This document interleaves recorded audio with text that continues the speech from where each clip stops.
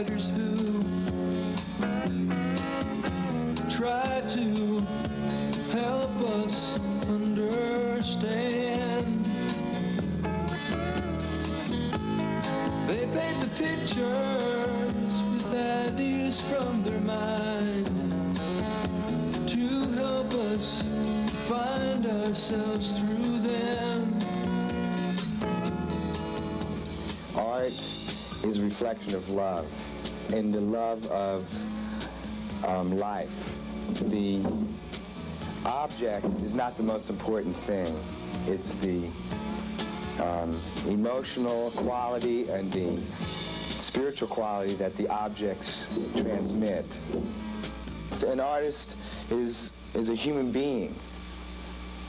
True and utmost, I think an artist is someone who is searching themselves to be more, to enhance their own life and enhance those around them. The attitude is the utmost importance, because you can be an artist and deal in any field if your attitude is proper. An artist is someone who loves what they're doing and can express how they feel to other people. Poor unknown artist, it seems you work so long. Maybe someone will hear your song. Then you go and pour your heart out into every word. Maybe someone heard. Beauty exists in all forms every day in our lives, and if you are perceptual enough to see around you, then you can see the beauty the world has right at this moment. I deal with an ugly chunk of stone. I work at it until it's a beautiful piece and everyone sees the beauty there. The potential of how beautiful nature is how beautiful man is. So I try to use earth-oriented materials to say, look, beauty exists in a piece of rust, and it exists in a polished stone. And, consequently, it exists in our hearts, and I try to say that beauty is in us as it is in outside of us. If just one person believes in your art, but it's working now, so you should believe in it too. No, no, no, no, no, no. I'm happiest right when I discover, and when I'm in the process of working and I don't know where I'm going, but as soon as I discover where I'm going, I'm really happy. But I think it's a pretty constant kind of happy. It's not happiest, you know what I mean, or happier. It's when I get onto something and I feel good about it, then I'm happy that I'm working. And I keep in that frame of happiness. And when I complete it, then the happiness becomes solidified, because then I could share my happiness with somebody. It's a lonely thing being a sculptor, but the rewards are tenfold when you can make something beautiful and share with someone, and they see the beauty. Most all concepts of art came together for me during the time when those children were there. I know that I'll never forget that, and the people who were there I don't think will ever, because of the pure love and the pure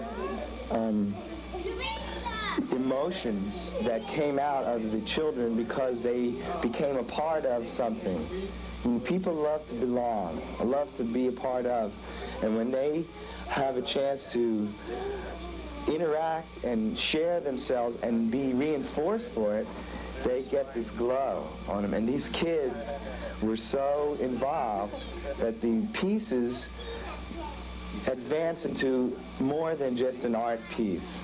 One person saw a duck and the other person saw a spaceship, and they were both right. And they're both looking at the same one thing.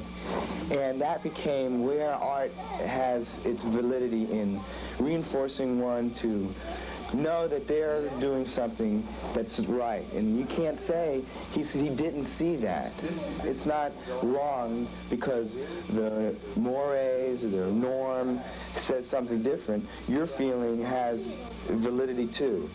In general, people walk into a museum with this stuck-up attitude and they talk about something, but they don't feel it.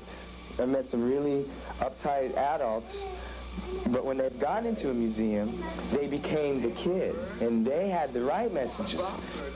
I went to this exhibition in Soho, and there was this one, it was a very avant-garde sculpture, and there was a swing hanging from the thing, and to me, it said, you know, sit on me, okay? And I went over, and this is during the busiest day, and I hopped on the swing, and I started to swing on this sculpture, and everyone came over, oh my God, no one's ever done that. And I go, what do you mean? I'm sure the artist, you know, wanted that to occur. And they go, no, get off, you know, and all that stuff. They'll try to drain you if they can. Some will strain you, don't let it break you. You need yourself more than they do, and it'll be so hard in regard to your own dreams is dying. But it'll kill you, realizing you've got none left. A lot of big artists, today especially, are making things that they've been making for the past 20 years because they've been selling. The people like it, and everyone is reinforcing their making it, and it happens all along the way when you're trying to be a successful artist. But you can get caught in making things people want to see and not necessarily how you feel at the moment. And then that's what I'm trying to document, moments in my life. And there's a lot of things that I feel that, you know, a lot of people don't agree with, and I still put it out there because it's, just because someone doesn't like it, that doesn't mean it's not a valid piece. But in the annals of art world, I am minuscule, and however big I get, I will still be minuscule, because it's not relative to what I did yesterday that counts. It's what I do now. And how I express this moment is what will make me something or not. It's not what has been. For a known artist, it seems you work so long. Maybe someone will hear your song. Maybe someone will hear your song. Maybe someone will hear your song.